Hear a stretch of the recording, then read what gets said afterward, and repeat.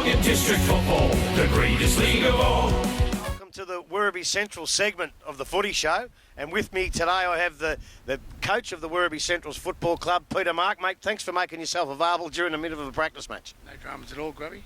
I'm going to start off being pretty tough. Yep. Right, Centrals have been very successful over a lot of years. You've been a couple of years here now, no finals.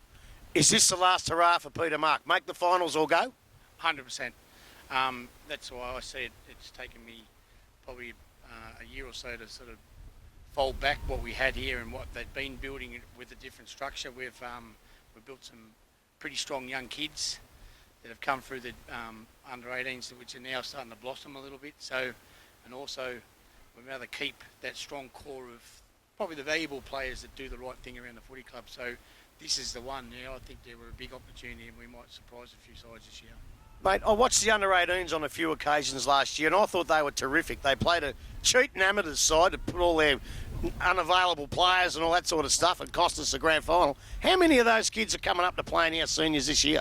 At this stage, I would think there's probably 4 or 5 of them very, very comfortable to secure a spot in our senior side. And others will get games there, but some will probably play most games. Now, I've had a look around. A couple of my nephews have actually joined the club. What about the recruits to the club from other clubs or from somewhere else? Okay, so Phil Jones has been in the footy club now 5 or 6 years. His twin brother, Brendan, has come back from Brisbane. He's joined the club, so he's that same height, about 6'5", plays across the half-back. We picked up a guy from First Division with Werribee Districts in the WRFL by the name of Ben Leonard, plays on a wing. Good mover, so he'll be very handy. And at the same time, at the back end of last year, we got some guys that we didn't see a lot of that have had big pre-seasons. A guy by the name of Dan Delaney played the last couple of games, got himself fit. And our assistant coach, Dion Lawson, last year won our best and fairest, but he's about 10 kilos lighter and flying on the track. So we've had a really strong pre-season with no injuries. So sometimes they say it works better if you actually breed from within, and that's what we've done, and we've improved on the guys we had as well. So it's What going about on Healy? We'll come to that. You shut your face and just do the camera work. Mate, I watched them the last couple of years, and a lot of times as I watch Centrals, I say, Jesus, I wish we had 2 Phil Joneses. They're identical. That's it, 100%. And the thing about it is that you can tell it's different because poor old Phil's running some haircut that I don't know where it's coming from, but you can tell the difference now. He's got the long hair and his brother's got the short hair. That's the only difference, and the rest of it's identical. I haven't noticed our boy that come fourth in the Whitley medal, Tito Nyawella. Obviously, he's gone back to Winnevale. Pretty big loss, mate.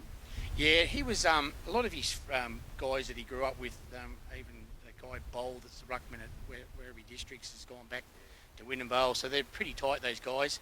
He was pretty upfront about it at the back end of last season and said that I want to go back and play with my mates, and he's a pretty shy sort of kid, but definitely big loss. He gives a little bit of potency on that wing. He was really good last year, but he's actually training at Werribee Development Squad at the moment. Looks like he'll probably get on their list.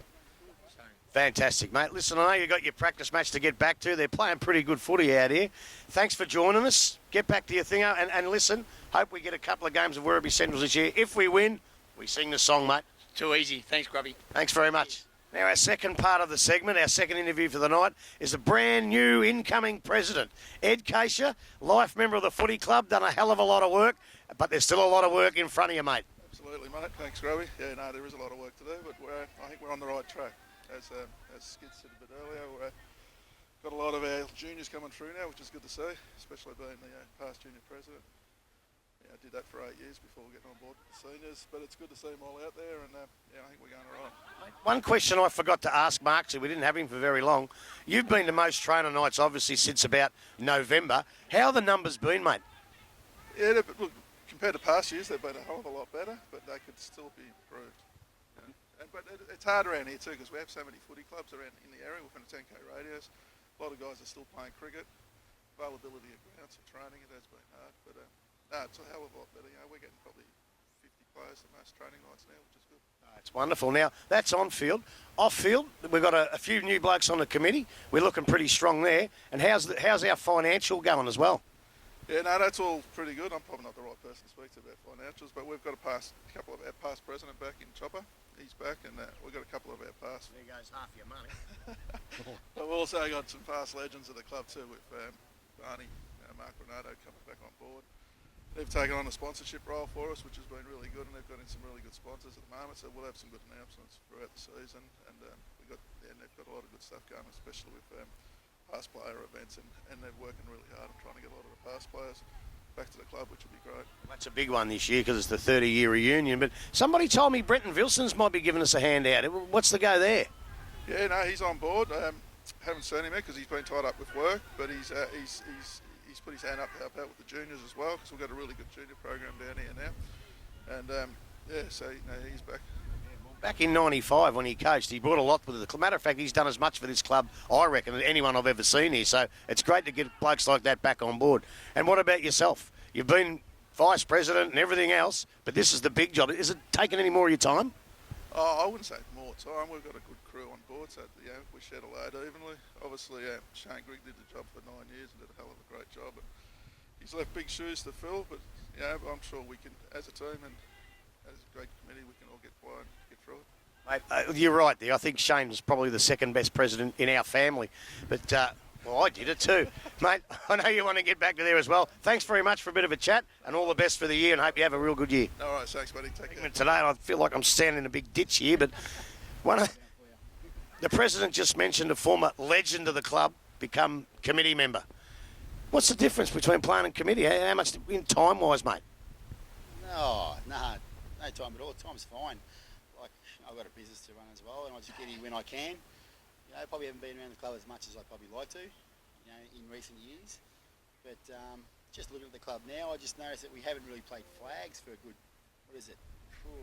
11, 12 years. Something. Yeah, good year that one. But we just got to get ourselves back up there. At the moment, we're actually looking good tonight, looking at this game. But who's to know what everyone else has got? They're probably looking better looking good as well. So. You're probably right there. But talking about looking good, the new Civilex, is that it? The Civilex Oval. So I'll get that in again. Civilex Oval. A couple of new ovals here. A smaller one for the juniors. A nice one here. They've been redone out the front. Looking great down here. Yeah, the facilities are fantastic. Really, really good. Always should be really happy with what they got down here at the club at the moment. I'd be rapt to be playing back in our day. Like, we might have had that ground over there was just a muddy. That's all it was. Now you're playing on this stuff here. Just sit back and relax and just go for it, mate. You'd hope anyway. Well, I hope too. And Ed was telling us about a couple of things you've got planned this year. Tell us that it's a 30-year reunion of the '87 grand final. They're doing a Friday night and a Saturday. Are the invites gone out for that? Yeah, a lot of them have at the moment. Didn't you get one? I'm waiting for mine, idiot. I'll get one too, no worries, mate. Yeah, it's going to be a massive night, actually. It's the actual night before our past players' day, so it's going to be a massive weekend. They try to put them together so players that are probably away can get down and watch the game as well the next day. And another one of our major sponsors, or new sponsors, come on board, the Park Hotel. Get yourself down there. It's great beer, if you that sort of stuff. That creature's crap, and that. Not bad. So. Nah, you're not bad. Not yet. Your son would be, yeah. Nah, but great pub. Really good. Oh, that's great. And look, as I said to Ed, Brenton Vilsons, a few new people. You've still got Stewie and Mick O'Malley, and these blokes have been around for 100 years. It's been good working with them. It's been fantastic, actually, to have these blokes actually stick around and do as much. You actually don't know how much they do, like, behind the scenes and all that. Like, they've got jobs as well, and they just keep going. I'm getting emails every day. I can guarantee I get an email about something. It's fantastic. Mate, look, it's great to speak to you as a committeeman. I know you played footy here. I hope you're a better comedian because you're a crap football. You heard me, idiot? What are you saying, mate? What are you saying? Hey? Coppers, call the coppers. Call the coppers.